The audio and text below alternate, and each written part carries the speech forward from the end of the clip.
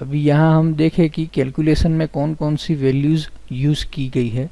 तो सोइल का कोहेजन है 0.48 kg पर centimetre square. Angle of internal friction 8 है। जनरली ऐसा देखा जाता है अगर एंगल ऑफ इंटरनल फ्रिक्शन 10 से कम है तो उसको 0 कंसीडर करके ही आगे कैलकुलेशन किया जाता है।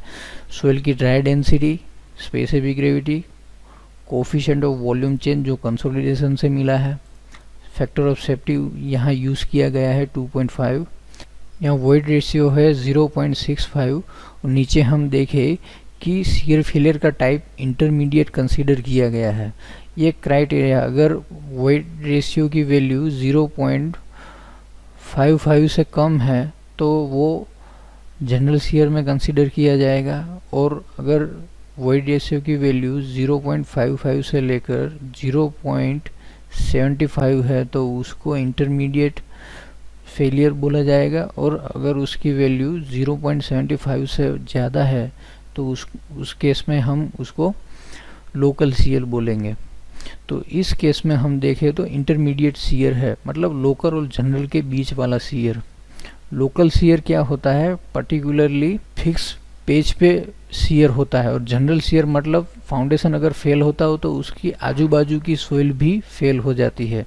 लोकल शियर में ऐसा नहीं होता है। लोकल शियर में जहाँ फाउंडेशन रखा उसके नीचे का ही सोइल इफेक्ट में आता है। इंटरमीडिएट में ये दोनों कंडीशन एक ही नेचर में देखी जाती, तब उसको इंटरमीडिएट फेलियर बोला जाता है। और सेटलमेंट का जो कैलकुलेशन होता है वो IS 8009 में दे रखा है पार्ट 1। अभी हम देखें कि इस रिपोर्ट में जो परमिसिबल सेटलमेंट है वो 100 mm गिना गया है। उसमें जैसी क्लाइंट की रिक्वायरमेंट हो उस हिसाब से सेटलमेंट का कैलकुलेशन होता है। 25 mm के लिए भी SBP की जाती है, 50 mm के लिए भी की जाती है। ज़्यादातर इंडस्ट्रियल जो कंस्ट्रक्शन होता है उसमें 50 mm कंसीडर की जाती है। तो यहाँ दो पार्ट हो गए, SBC and SBP, safe bearing capacity, safe bearing pressure. मतलब 100 mm जब फाउंडेशन का सेटलमेंट होता है तब कितना प्रेशर इंजर्ड होता है, और ये शियर क्राइटेरिया के बेस पे कैलकुलेट की जाती है, और ये सेटलमेंट क्राइटेरिया के ऊपर से कैलकुलेट किया जाता है। अब यहाँ देखें हम कि यहाँ राफ फाउंडेशन दे रखा है।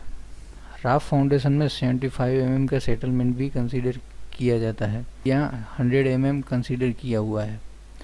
अभी राफ्ट का डायमीटर देखें, मतलब ये सर्कुलर राफ्ट है, उसका डायमीटर 16 मीटर जितना है, और अगर उस राफ्ट को हम 2.25 डेप्थ पे रखें तो तब उसका शियर क्राइटेरिया के बेस पे कैपेसिटी 16.3 आएगा।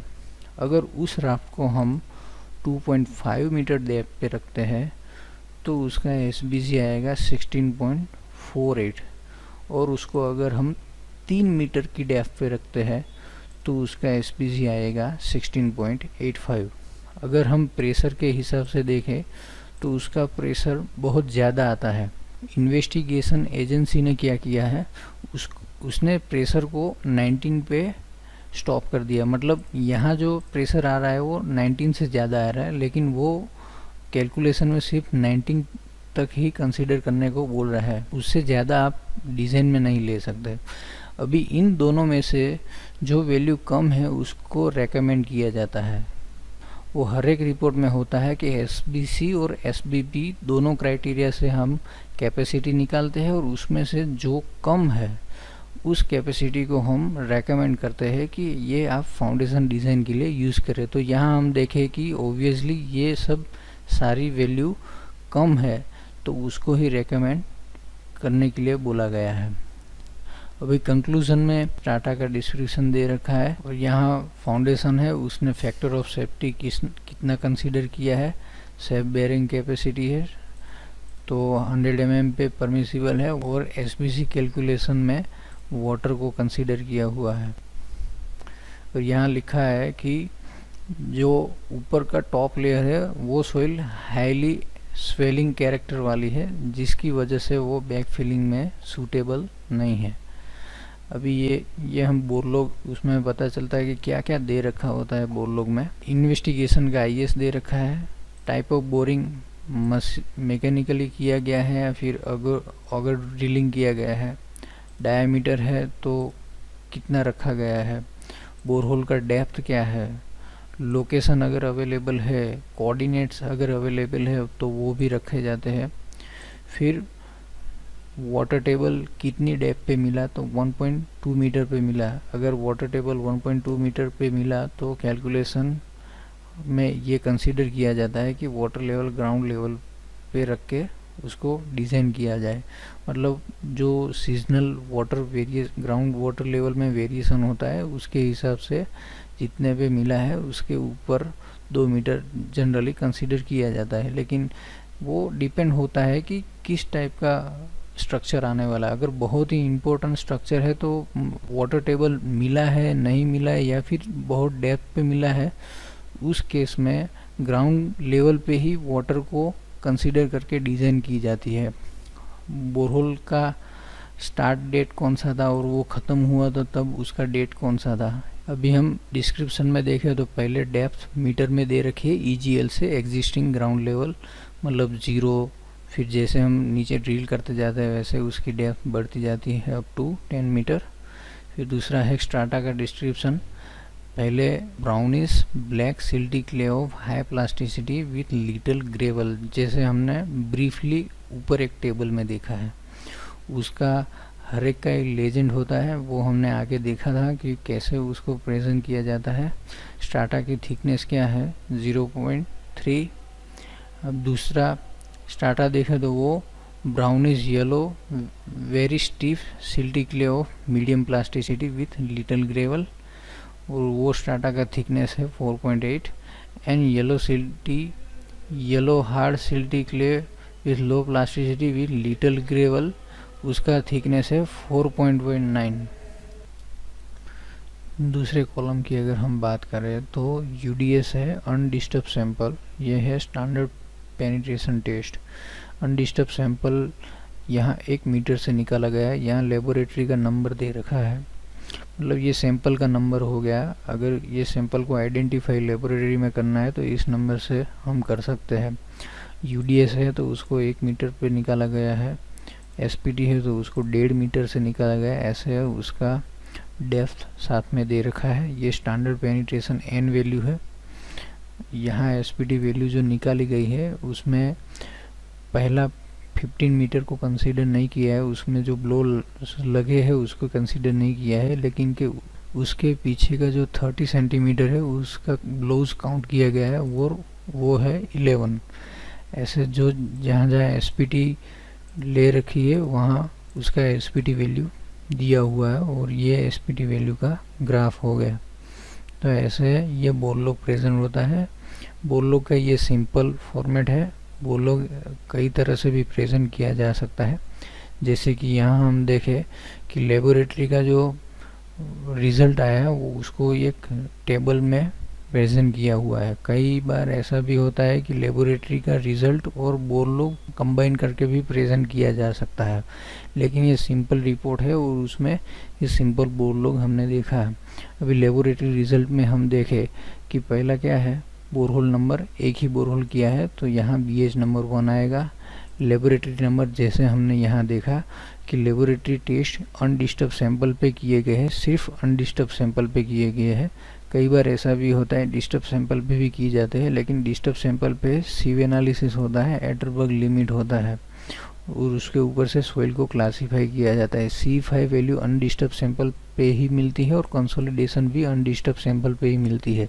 स्पेसिफिक ग्रेविटी डिस्टर्ब सैंपल पे निकाली जा सकती है, फ्री स्वेल भी डिस्टर्ब सैंपल पे निकाला जा सकता है, लेकिन स्वेल प्रेशर वो अनडिस्टर्ब सैंपल पे निकाला जाता है। तो यहाँ इस एजेंसी ने पूरा ही अनडिस्टर्ब सैंपल पे किया हुआ है, तो उसको हम समझते हैं लैब नंबर। जैसे हमने आगे देखा कि लैब नंबर 1 का सैंपल 1 मीटर पे है, तो 1 मीटर पे लेबोरेटरी 1 सैंपल यूडीएस है, ठीक है। ऐसे अगर हम देखें कि 5.5 डेप्थ पे 7 नंबर का सैंपल है, तो 5.5 पे अनडिस्टर्ब सैंपल है जो 7 नंबर का है।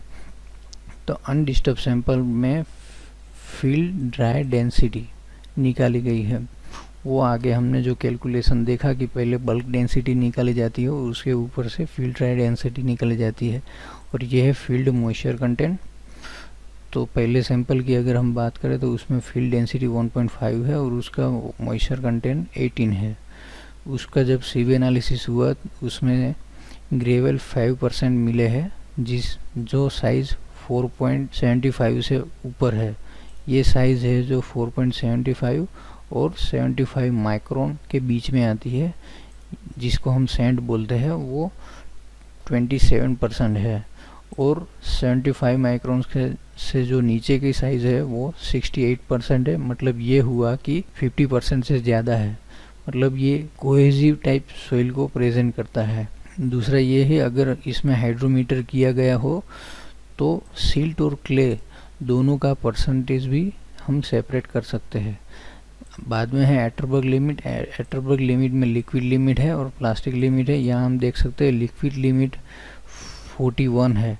लिक्विड लिमिट में highly compressive, intermediate and low compressive होता है, जिसमें अगर लिक्विड लिमिट 50 से ज़्यादा है तो हाईली कंप्रेसिव, उसमें हम H से डिनोट करते हैं बीच में, और 35 से अगर नीचे है तो उसको लो से हम प्रेजेंट करते हैं। लेकिन ये जो 50 और 35 के बीच का वैल्यू है उसकी वजह से हम इंटरमीडिएट प्रेजेंट करते हैं।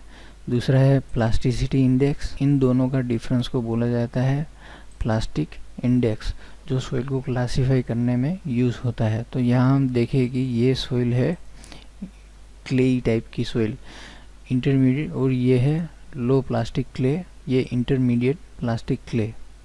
अब जो 2.5 मीटर का जो सैंपल है उसमें ट्रायक्सल किया गया है, जिसमें कोहेजन हमें मिला है 0.4 एंड एंगल ऑफ फ्रिक्शन मिला है 8। कंसोलिडेशन 4 मीटर की डेप्थ पे किया गया है। उसमें क्या है, अगर फाउंडेशन रखते हैं तो फाउंडेशन के नीचे के सोइल का कंप्रेसिबिलिटी चेक किया जाता है। तो यहाँ हमने देखा कि फाउंडेशन 2.25, 2.5 एंड 3 मीटर पे रखा गया, तो उसको इवेल्यूट करने के लिए 4 मीटर का कंसोलिडेशन किया गया है, जिसमें नीचे का पता चले कि उसकी सेटलमेंट कैरेक्टरिस्टिक कैसी है। तो उसमें कंप्रेशन इंडेक्स मिलता है 0.08 और कंप्रेशन का जो प्रेशर है उसको बोला जाता है प्री कंसोलिडेशन प्रेशर, जो 0.8 है। यहाँ स्पेसिफिक ग्रेविटी सारे सैंपल्स की निकल गई, ऑलमोस्ट सब एक दूसरे के नियर में है। फ्री स्वेल इंडेक्स निकाला गया है वो 4.8 है और उसका स्वेल प्रेशर है 0.13 kg पर सेंटीमीटर स्क्वायर। अभी आगे हम देखें तो यहाँ कैलकुलेशन, टिपिकल कैलकुलेशन दे रखा है सेफ बेयरिंग कैपेसिटी के लिए, जिसमें हम देखें कि यहाँ क्या यूज़ किया है। ये राफ फाउंडेशन है, डेप्थ है 2.25 और विड्थ है, मतलब उसका जो डाया है वो 16 है। तो ये अगर साइज़ है तो उसमें हमें सेफ बेयरिंग कैपेसिटी कितनी मिलती है, 16.3। तो अगर हम टेबल में देखें तो हमें क्रॉस वेरीफाई भी कर सकते हैं कैलकुलेशन को, कोई 16 डाया है, डेप्थ 2.25 है, तो 16.3 बेयरिंग कैपेसिटी मिलती है। ऐसे टिपिकल कैलकुलेशन में हम अलग अलग वैल्यू डाल के भी मैन्युअली कैलकुलेट करके चेक कर सकते हैं, और ये है सेटलमेंट। ऐसे दोस्तों ये हुआ एक सिंपल सोइल रिपोर्ट, जिसमें हमने देखा कि कौन कौन सी चीज़ें इंक्लूड होती है।